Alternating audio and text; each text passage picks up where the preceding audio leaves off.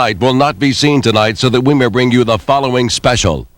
From WIS News, a tribute to the man who transformed South Carolina basketball. Tonight, memories of Frank McGuire. Hello everybody, thanks for being with us this evening as we remember Frank McGuire. I'm in the house that Frank built, the Carolina Coliseum. There are a lot of physical reminders of him here, including his name on Frank McGuire Arena and of course the physical mementos of some Gamecock basketball successes. There is a welter of powerful memories too, invisible but no less substantial. Let's agree right here at the start that there really isn't any way we can tell the whole story in half an hour. McGuire was too big, he encompassed too much. And we can't hear from everybody with a story to tell or a detail to add. There are just far too many of them. What we want to try to do is transport you back to a magical and memorable time. Those years in the late 60s and early 70s when McGuire and Gamecock basketball charged this whole state with energy and excitement. By 2 points, and they weren't even playing us. We had time to take time off the clock. Now to get a run going. Let's go back to a 2. We won't play the 1-3-1, so let's go back to the 2-3, all right? It was based on something called the Underground Railroad, a talent pipeline that brought a string of gifted players south from the playgrounds and schools of McGuire's native New York. He got here in '64, and a scant few years later, the old USC Fieldhouse was demolished to make way for something McGuire had known all along would be needed, a modern basketball arena. I didn't ask for salary, but I said, if you will build a Coliseum that will seat 15,000 people, I will fill it for you. So that was the top priority, and that was the only way we could develop this national program. Thus, the house that Frank built. In its turn, it became jammed to overflowing, starting opening night against Auburn when John Roach's last-second jumper gave Carolina a 2-point win. They went on to a 21-7 mark that year. Roach was Player of the Year in the ACC, McGuire Coach of the Year. The ball was really rolling now. All across the state, hoops were going up in backyards and driveways. The Coliseum was jammed. Every game was televised. Commerce halted when the Gamecocks played. 69-70 brought McGuire's greatest team: Roach, Walsh, Owens, Idlet, and Bobby Cremins. USC was 14-0 in the ACC, but you had to win the postseason tournament to go to the NCAA tourney in those days. The passion and the intensity were incredible. So was the disappointment in 1970 when John Roach went down with an injury late in the semifinal game against Wake Forest. The Gamecocks won that one, but the next night lost in double overtime to a North Carolina State slowdown, one of the bitterest defeats of McGuire's career. His best team was 25-3 with nowhere to go. The next year, 70-71, the Gamecocks added a powerful center, Tom Riker, went 10-4 in the ACC and swept past Maryland and Wake in the ACC tourney. In the final against North Carolina, they fell way behind, then rallied.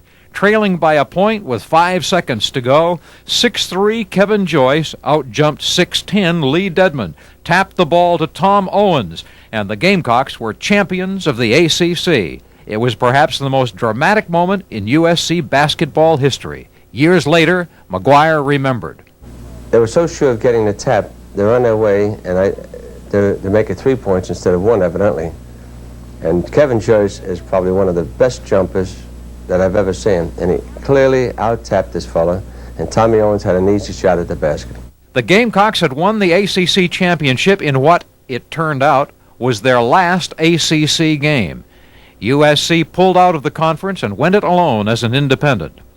The zenith had been passed, though nobody could quite see it at the time. More great players came along, Mike Dunleavy, Brian Winters, Alex English, but not quite so many. Scheduling became more difficult, victories fewer. 1975 was the last 20-win season. This 1977 victory over the Citadel was the 500th of McGuire's career. He was only the 13th coach to reach that benchmark. And in 1977 also, he was inducted into the Basketball Hall of Fame, and South Carolina glowed with pride again. On the court, though, the great years were past. Frank McGuire reluctantly accepted retirement in 1980. And what a record he could look back on as a college coach. starting at his alma mater, St. John's, and continuing through the North Carolina years that included a national championship. And then the seasons at South Carolina that made him USC's winningest coach. They raised his victory total to 550, but more importantly, made the McGuire era a memorable chapter in the history of our state. As many have pointed out, though, it isn't records or numbers that tell the story of Frank McGuire, unless you mean numbers of people whose lives he touched and affected. I suppose all of his former players would fall in that group. Jack Thompson was one of McGuire's boys, not one of the most docile of them either, I gather. 66 through 68 were his years. Jack, nice to have you with us. It's a bit of Carolina legend that you and Frank You were a very successful player, of course, point guard of the decade, but you and Frank crossed swords a few times. What was that like when you got on his bad side? Well, let me say this, Joe, that we go back a long way, Frank and I, and I never really did want to be on his bad side, because being on his bad side was this side, about the other side of being on God's bad side. I mean, I looked at him as a deity. And he didn't mince words. The man could be quite profane at times, and he got his message across. But ultimately, his message was a good one, and the lesson was a good one. I'm not here to say that there weren't times that, boy, he really chewed me out good. But he was right to do that. I only knew him after his coaching career was concluded. He always struck me as a very old-fashioned, gentlemanly, very gracious sort of person. You can't succeed in that business, though, unless you have a hard, tough side to you, and you're able to apply it from time to time. Did he?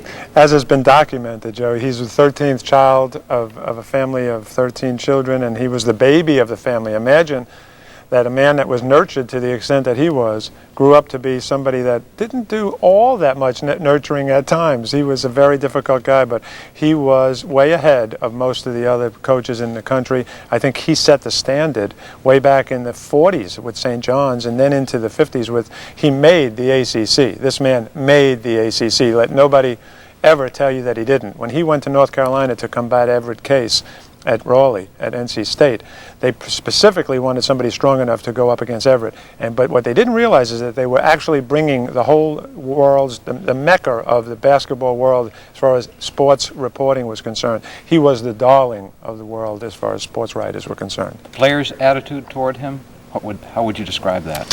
One of awe for the most part, especially us in the early years. I mean, when I first came down here, I told you before the show, I went out for a ride to the airport with a teammate and coach, and it wasn't until we were out at the airport dropping the teammate off that I realized that, oh my God, I'm going to be in the same car with him for the rest of the trip, all by myself. Hard to think of things to say and do. Very difficult. Thanks, Jack. Appreciate your being here. It's my pleasure, Joe. Family and friends are gathering this evening to pay their respects to Coach McGuire out in Irmo. Our Tom Johnson is there live right now. Tom? Well, Joe, family, friends, relatives, and fans continue to stream into the Dunbar Funeral Home. This is the Dutch Fork Chapel in Irmo. As we said earlier in the 7 o'clock report, the mood is not as somber as you might think. Everyone is glad that the coach is receiving the fitting tribute, as everyone keeps telling me. Interesting note, this event officially began tonight at 7 o'clock. However, by about 5:30, I'm told, dozens of fans and friends and relatives and other people mourning this loss had already signed in and spent a few moments with the coach. There are a who's who of the college basketball world inside. There are people that have played under Coach McGuire at all three universities that he coached at, people that have coached with him at all three universities. There are 2 rooms full of flowers. So all in all, I think that fitting tribute that everyone is looking for is happening here tonight. Joe? Okay, thank you, Tom. Next, the NBA remembers Frank McGuire, a coach and a leader.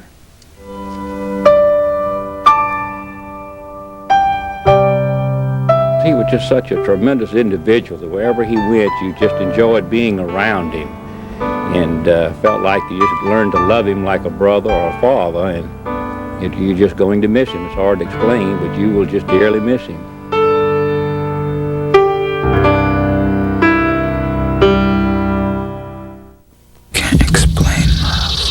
Between love and madness lies obsession. Obsession for Men, Calvin Klein.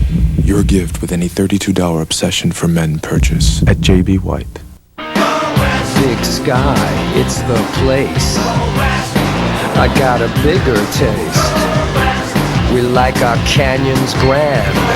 It's a generous land. Slow roasting gives beef a big taste. Arby's piles it up as high as the sky in the Giant, our biggest sandwich. You can taste the 3 hours of roasting in every generous bite. Better fly for the hat in the western sky. Arby's, it's better out here. Here's what's ahead on the Carolina calendar. The Fine Arts Center of Kershaw County in Camden will present the play On Wings Like a Paper Crane, October 21st at 8. For more information, call 432-0473. And stay tuned to WIS for more Carolina.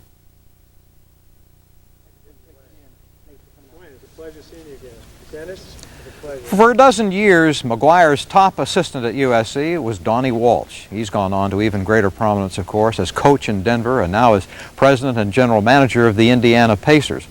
His coach there these days is another McGuire protege, Larry Brown, who played for Frank at UNC. The Pacers are training up in Chapel Hill, where Mark Bryant went this morning. Coach Larry Brown guides the Indiana Pacers through practice for the upcoming NBA season. President and General Manager Donnie Walsh sits courtside. Both team leaders played college ball at UNC for Coach Frank McGuire. He molded you into a team. There was no doubt he was in charge of the team, and everybody on the team respected him. Guys like Mr. Iba, you know, Coach Rupp, Coach Wooden. Coach McGuire stands up there with anybody, and his contribution to the game will always be great.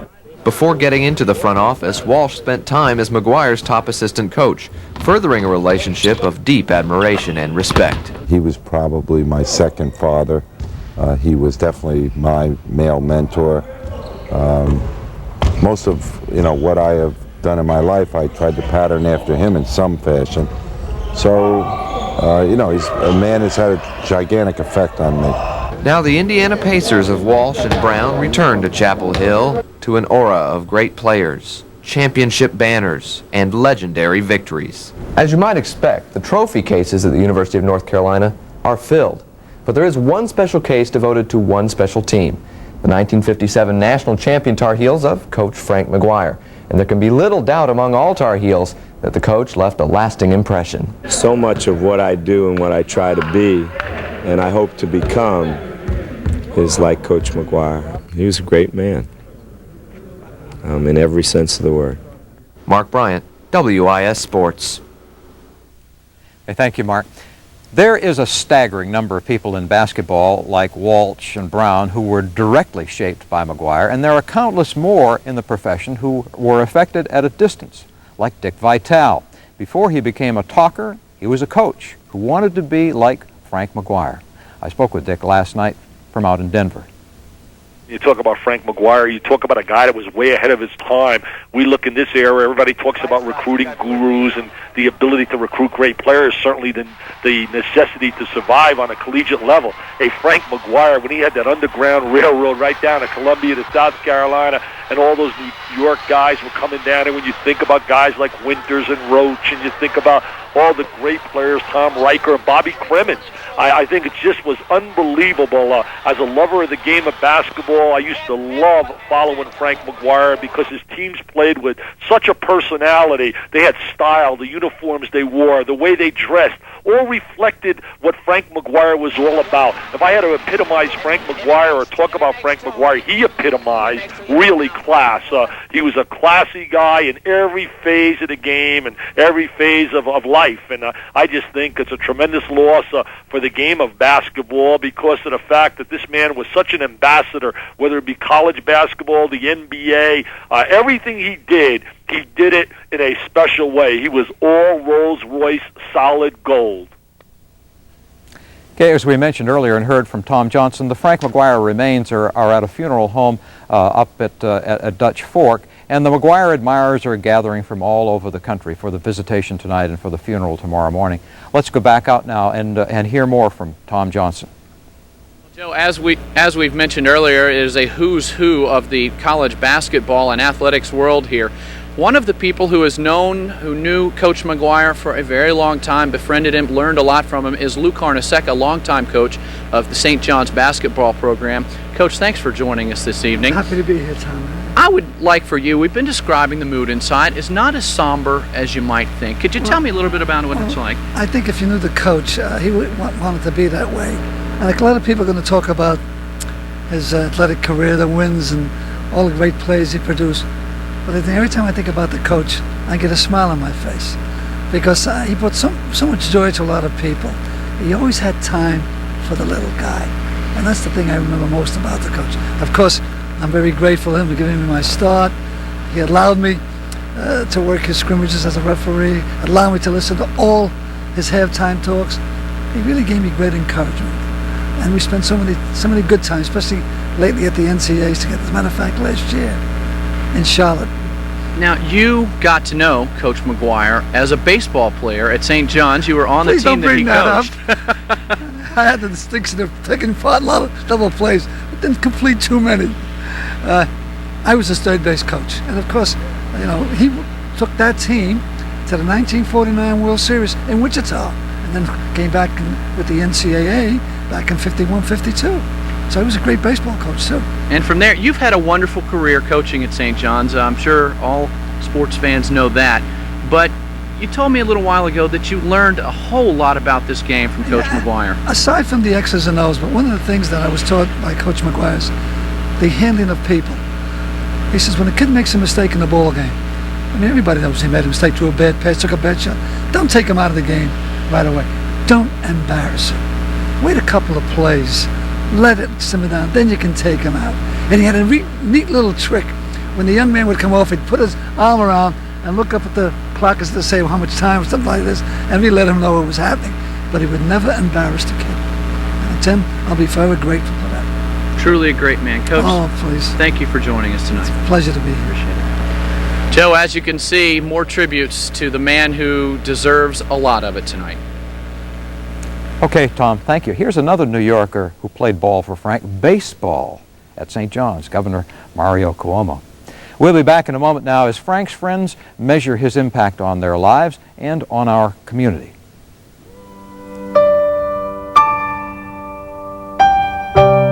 He was one of those guys that rubbed off on you right away. He was a very enthusiastic individual towards his coaching and all, and being around him was such an inspiration to me at that time during my coaching years.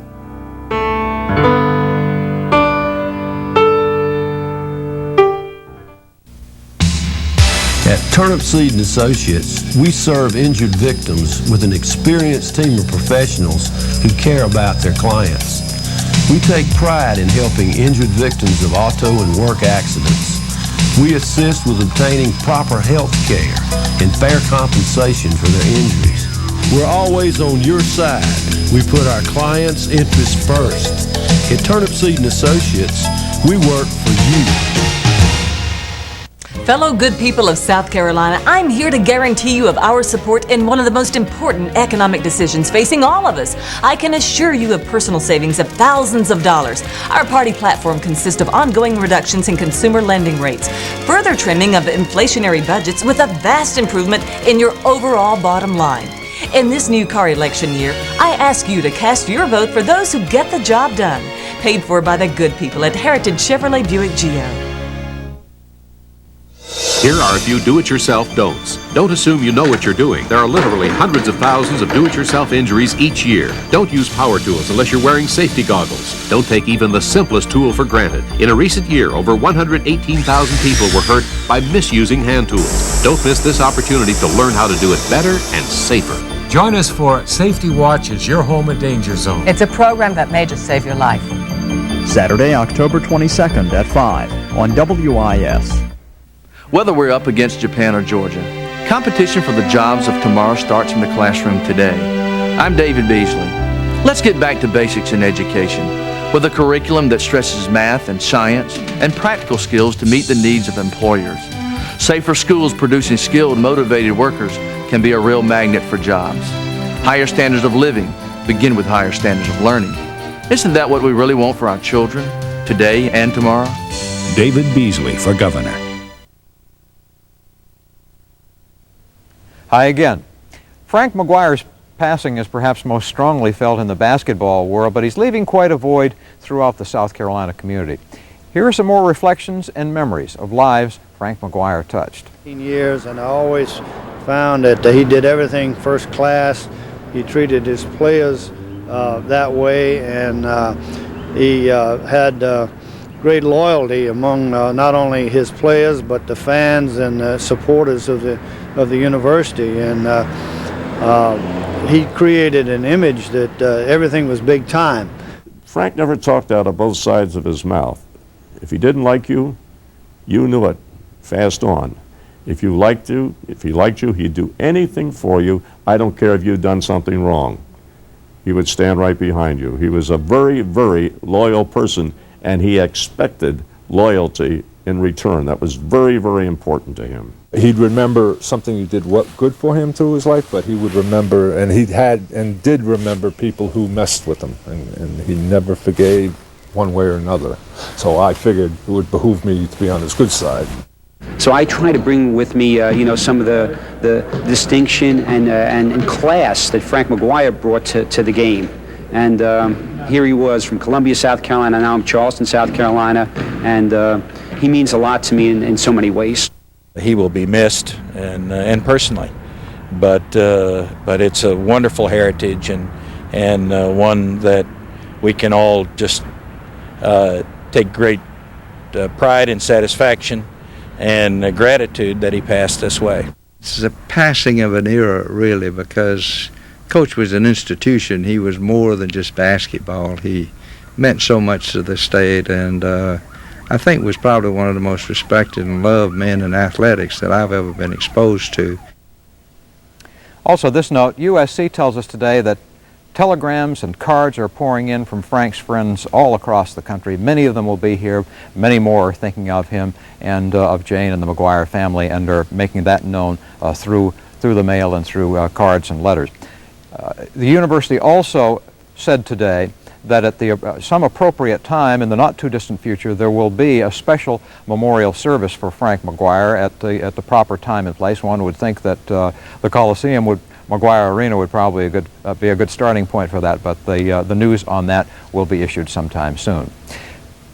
Frank McGuire got a tremendous amount of attention from the media. So did his basketball teams. People who cover sports professionally are very protective of their integrity as reporters. I've always wondered what it would have been like trying to cover Gamecock basketball and not get carried away by all of that monumental excitement. We may have a chance to find out here in just a second. Tom Johnson is standing by out at the McGuire visitation to talk to a member of the media. Tom?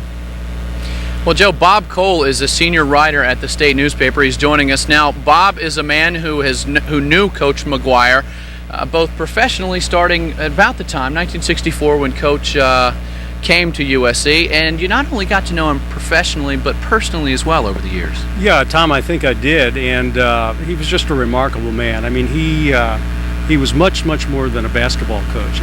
There were coaches who dealt with X's and O's and drawing things up on the bulletin board and talking about playing this kind of defense and that kind of offense, and he was a people person. That was his stock and trade. I mean, he could motivate players to go out there and do things that they didn't believe they could do. I think as a motivator, I think that's probably that was the thing he did better than anything else. Over the years, getting to know the coach so well, I'm sure you have a favorite story from Coach McGuire. Well, I'll tell you my favorite story, if we can get it in quickly enough. They're in Lexington, Kentucky. They're playing Adolph Rupp's, a really good Adolph Rupp team. Frank Standard is late for getting to the locker room, and McGuire is steaming. When Frank finally shows up, a couple of minutes before the tip-off, McGuire's about to explode on him, and he says, "Coach, I'm sorry I'm late, but I was telling a guy out there why you're a better coach than Adolph Rupp." And it just locked his jaws. He didn't. And Donnie Walsh says that's the first time I've ever seen McGuire speechless. True story. Tough to say goodbye to your friend? Yeah, very much so. I think like everyone else, I miss him already. Okay, Bob Cole. Thank you very much. Sure. Joe, it's Bob Cole from the state newspaper, senior writer. Thank you, Tom. In a moment, some final thoughts on Frank McGuire and his life.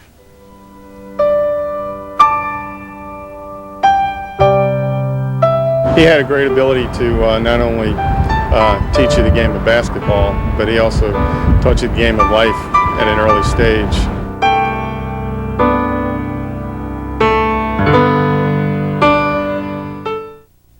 Watch it. The best of the new season on TV is on cable from CVI. The latest news, the best seats, the finest documentaries, fun-filled family shows, a great introductory offer, and quality local service to back it all up. When you call us now, you'll get the brightest stars and the biggest hits on HBO. So call us before the offer expires and make sure that you don't miss cable's best season on TV. Wow! It's outrageous!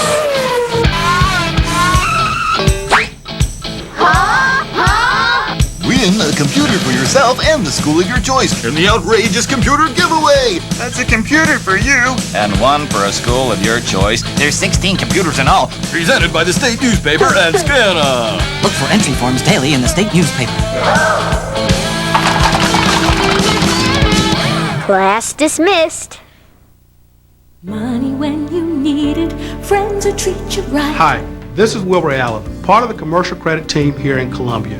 If you're a homeowner and need money fast, you could get $5,000 cash for only $129.68 a month. Just call 1-800-995-CASH to reach your nearest commercial credit office. You'll get an answer in just 5 minutes and your money the very same day. Money when you need it, commercial credit treats you right.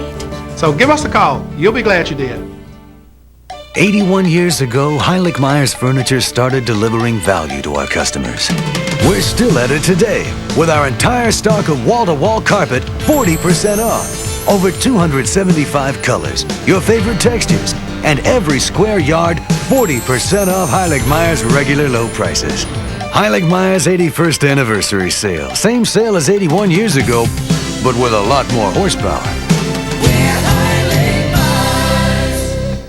I'd always heard that criminals had more rights than crime victims, and when my mother was killed, I found out that was true. But I also found one man who cares about the victims of crime, and that's Nick Theodore. My plan ends parole for violent criminals, puts more cops on the street, and helps the victims of crime instead of coddling criminals. That's the way to turn the tide on crime. No one should have to go through what I went through. Nick understands that, and that's the kind of governor we need. Did I mention earlier that we're sitting right at the very center of McGuire Arena here tonight? The old tartan floor is down, and we want to pass along special thanks to John Bolin and Paul Ashley and the rest of the people at the Carolina Coliseum for making it possible for us to be here in McGuire Arena tonight and for helping us to set out. You've probably heard by this time the funeral arrangements for Frank McGuire. The services will be at 11 o'clock tomorrow morning at St. Peter's Church on Assembly Street in Columbia. Well, here we are at the end of our time. What we really needed for this was a mini-series, or a maxi-series. It's really difficult when you lose a good friend, isn't it? It's a reminder to all of us that we're getting older and that we're mortal too. Thousands of people are mourning Frank McGuire's passing, but it doesn't seem to me to be a breast-beating sort of grief. His friends are looking back in a kind of fond way, really, remembering what he did for them. I suppose somewhere there's a room full of Frank McGuire trophies and souvenirs and plaques that mark his basketball success. But the game of basketball was just a vehicle that put Frank McGuire in contact with people. And they, the people who were affected by him, are his real legacy. He did a lot for our state and our state university. We will miss Frank McGuire, but we won't forget him. The real thing is to accept the victories humbly and the defeats, you know, almost the same way. That was a very important thing in my life where you get fellas ready to take the good with the bad, and it's a lesson of life, you know. You're not always going to win.